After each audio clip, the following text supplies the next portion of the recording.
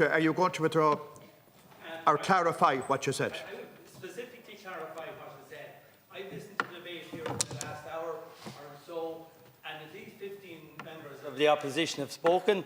I refer to Putin's puppets. I didn't refer to any one specific individual, and if an individual feels I was referring to them, as I said, and I'm clarifying, 15 members of the opposition spoke. I made a reference, and if some members feel it relates to them, if the hat fits, they can wear it. But I didn't put the hat on anyone here today.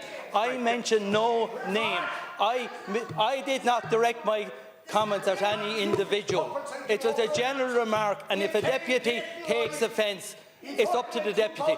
And why would an individual deputy think I was referring to them if they didn't believe it themselves? And I'm still referring to no deputy. Deputy Smith. All of us who spoke here this morning are liable to that accusation that a member, that you breached the order and you will not remove it, you will not withdraw what you said, and the order is a member shall not say that another member is taking orders. I didn't mention another member. I didn't mention any member. Right. Deputy, now we find ourselves in the same position as the Healy raised in demanding that you withdraw an accusation that we are not Putin's puppets. Nobody that spoke here today. Who you referring to? right. Deputy. Right. Minister, are you withdrawing the remark? If you don't do it now, Deputy, please now. I've asked the question. Please. Please now.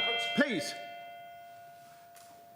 Withdraw the remark for the order of the House. I'll withdraw the remark in the event, as a result of some members feeling the comment was directed to them, which it wasn't specifically. You continue on. You have now, Deputy. He has withdrawn the Deputy. He has withdrawn the remark, and accept that now, please. Now, Minister, continue.